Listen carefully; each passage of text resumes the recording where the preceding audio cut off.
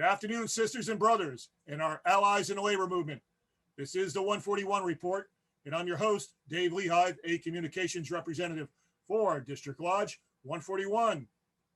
We're speaking this week to one of the union leaders at one of the largest hubs at American Airlines, the Grievance Committee Chairperson, Daryl Current, who works in Charlotte, North Carolina at Local Lodge 1725. We'll be getting a briefing and learn about this important IAM represented station deep in the South.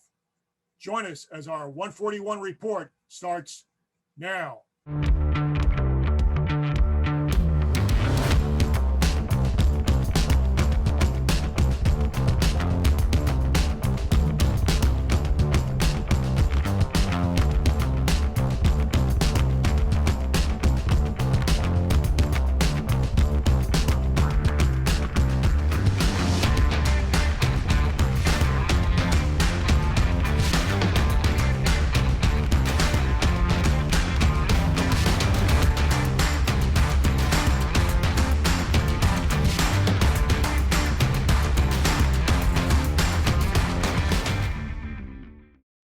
Brother Daryl, welcome to the 141 report. David, good to hear from you, my man. Glad to have me on here. I appreciate it. Hey, man, it is great to see you. We've got a long history together, you and I. I've known you for some 37 years. So can you please tell the viewers about yourself, where you got started in the airlines, the stations you've worked at, and what union positions have you held over the years? Okay, so I got hired in 1983 in Pittsburgh for Piedmont Airlines. And at that time, they were opening up their ground crew. So we worked upstairs and downstairs. Went to Newark, New Jersey, where I met David Lehive. And from there, I worked 2 years on the ramp. I did every position there on the ramp. From there, I went to Toledo, Ohio. And in 1988, Piedmont and US Airways merged. So I got to transfer back home to Pittsburgh, where I figured I would finish out my career. But unfortunately, 9/11 happened. They cut Pittsburgh down as one of the hubs. I moved to Charlotte, and it was one of the best moves I ever made. And so I've been here in Charlotte since 2006. I've held positions in shop stewards in Pittsburgh for about 10, 15 years. I was a shop steward immediately when I came down here.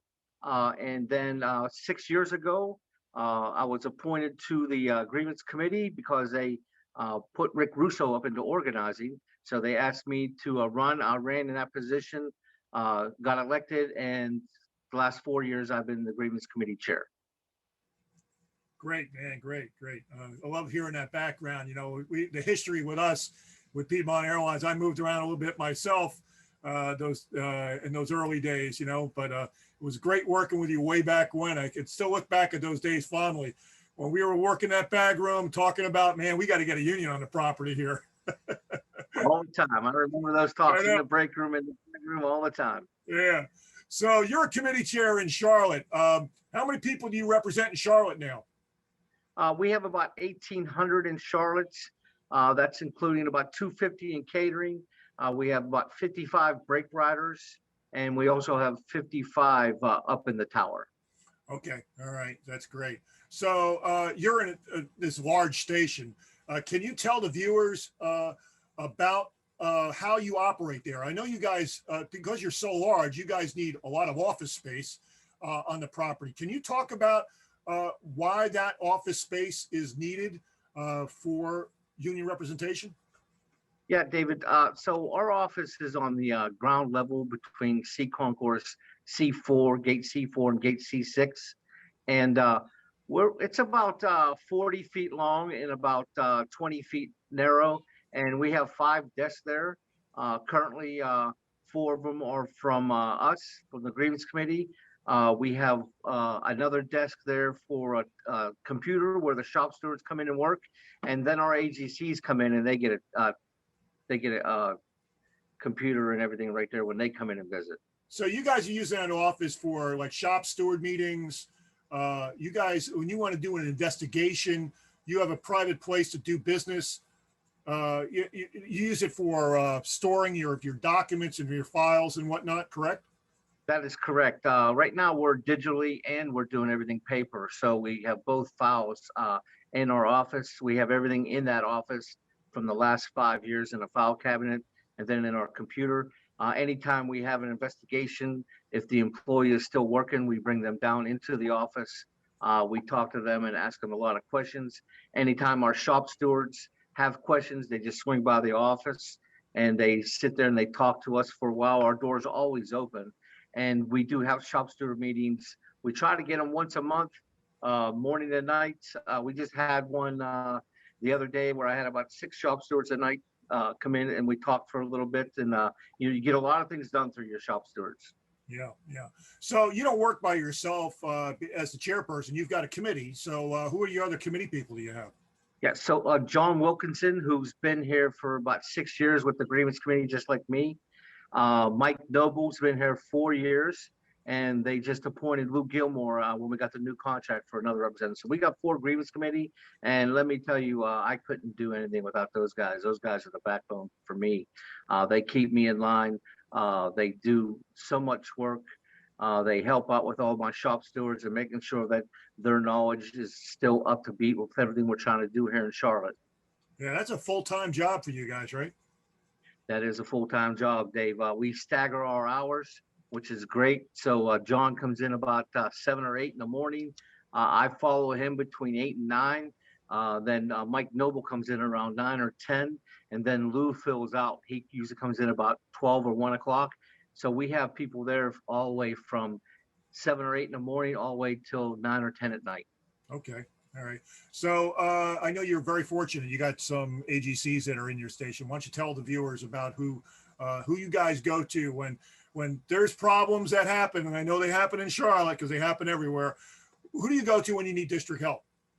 So we have 2 of the best AGCs, in my opinion. We're blessed because they were on contract negotiations and they're out of Charlotte. That's Mike Fairbanks and Mark Basket. 2 of the knowledgeable AGCs that I know. I deal with them every day. They're always open for my phone calls or texts. Very rarely they ever get back to me. I'd say 99.9% they do get back to me. Now they need vacations too, just like everybody else. So sometimes they don't, but that's why we have 2.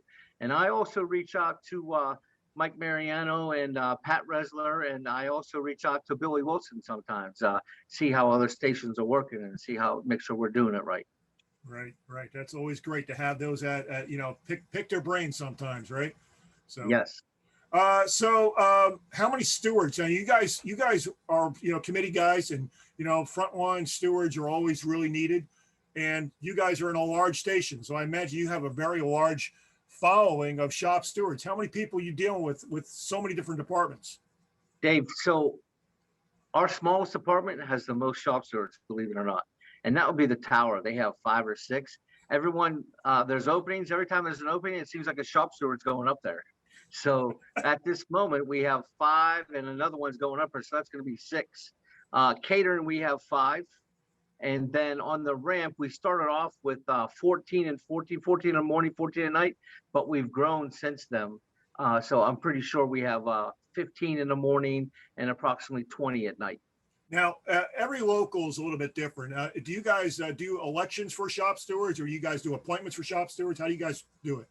Yeah, so our bylaws state that in December, you will hang up a sheet and people come in and nominate you, and then you have to sign it. And then our elections say the first week of January. So the Grievance Committee will always get together, go to a break room, make sure everybody knows we're voting for shop stewards, and then everybody on property can come and vote on that day. Is it a limit? Do you guys have a limit or a cap on per each department? So we don't. We talk it out between the Grievance Committee, and we see how many people from the previous year helped and didn't help. So I think one year we had 20, and then the next year we cut it down to 12 because we just weren't getting the shop stewards helping. They just, after 3 or 4 months, they saw how much work it was, and they just weren't ready yet. So we do it every year. It's a different limit. Okay. So every shop steward, committee person, they go through some sorts of training. I want to talk to you about this because as a committee person, committee chair, you've definitely been to Whippensinger Education Center. What classes have you gone through at Whippensinger? So I've been through Leadership 1, 2, and 3, and trained the trainer, and I also did EAP 1. Oh, that's the EAP is always good to have because, when you're a shop steward or you're a committee person, sometimes, those problems that do come up to you really don't fall under the guidelines of a grievance, but they may fall under the guidelines of helping somebody with a difficult problem that they might be facing in their life. And it's always good to identify that. I myself took EAP 1. I'm glad I took it just for familiarization, but always a good thing to have in your toolbox for knowledge.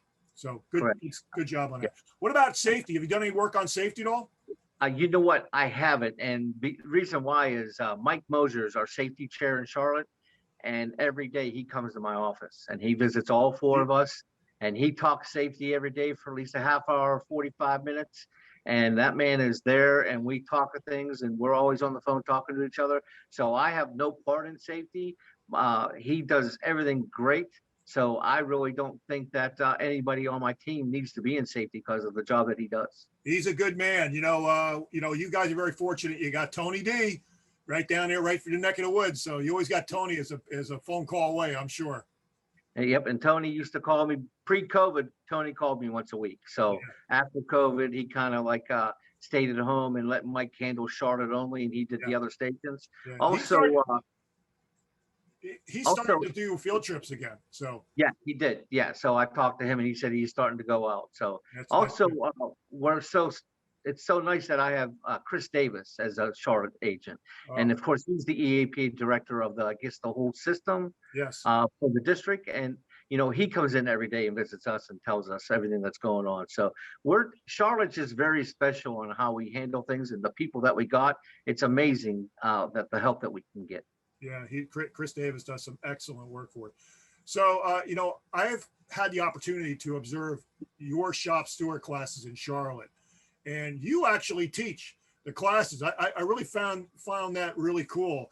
Can you talk about that at all, about when you run those shop steward classes? Yeah, so it all started when I got here to Charlotte. John Bediglio, the 142 educator, is stationed here in Charlotte. And he was doing these classes, bringing in other trainers from maintenance, doing our classes. And I asked him, I says, how do I get on your education team? He goes, you go to trainer, my brother, and you can help me out. So I did my 4 years. After that, John and I have been doing all the shop steward classes in Charlotte for everything. And, he's such a great asset to have because of all of his knowledge. So I really appreciate him. And then when the fleet come in to do the shop steward classes, he lets me take over because I know the contract and I need to do that. So he really helps me out. And if I fall on my feet or anything like that, he's there to help me out. You guys do something unique. I love the role playing that you guys do. You do scenarios and you get people that will sit down. One will be management, one will be shop steward, and they have to work out the differences, and try to come to a solution that, helps hopefully helps the employee. So great stuff. I really enjoy doing those, going to those classes and covering that. So good stuff. With union density smaller in the South, how important are unions to you? And do you think the members in Charlotte would be as well off as they are today if they didn't have a union on the property? Well, I come from a union city, Pittsburgh, Pennsylvania. We have all the mills in that. So when I moved to Newark and met you and you talked all that, union, it just built me up say, yes, we do need unions. I mean, you'd be surprised how people don't think they don't need unions. But here in Charlotte, we need a union. At any time, any company, because it's a right to work state, can take anything they want from us. But no, our union's there to protect us and help us. It's very important us to have the union. And trust me, we're educating everybody on the ramp about the importance of being a union. Yeah, and those members that are working at that airport, they're making really good wages. Their families are benefiting from the unions. Their kids are able to go to better schools and they have better cars, bigger houses. It's all because of the union and the collective bargaining agreement that we have that covers and protects those workers. So I'm right with you on that, brother. A great response to that. So listen, before we close out this report, is there anything that you might want to make mention of or say about, what it's like being an IAM member or about the union in general? My AGCs are the best. And and Mark Baskin and Mike Fairbanks. I wouldn't be in this chair at this position right now if it wasn't for those two.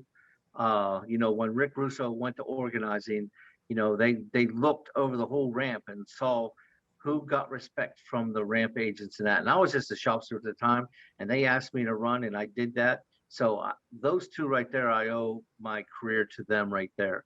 Also, the Grievance Committee is just, I can't say enough about them. And I also want to shout out to the Phoenix Grievance Committee.